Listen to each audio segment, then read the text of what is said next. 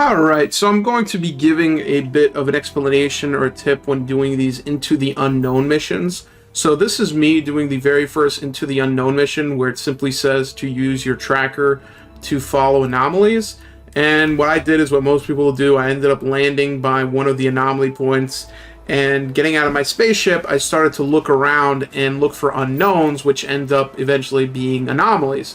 Now, the way these anomalies work is that you want to find the source of the anomaly, and the source of an anomaly can potentially be by these structures, but they're not always. In this case, I pretty much looked everywhere on this planet. I was getting lost, I was getting confused because I did not find the source of the anomaly.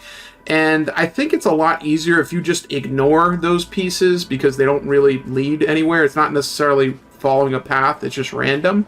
I think it's a lot more useful if you can find a high point, like on top of your ship, if the gravity's low enough to boost up on top of it.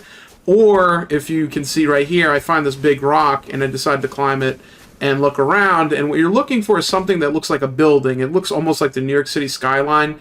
It's very, very obvious. When you see it, you'll feel stupid like I did, where it's like, how did I miss that ever? But it's a big planet with a lot of places, and it's actually easy to miss, especially if you don't know what you're looking for. Because for me, I was just looking for anomalies on the scanner, but I didn't realize you're supposed to be looking for this big, gigantic building. So it's pretty hard to miss. As you can see, it sticks out like a sore thumb in the skyline, especially if it's during daytime.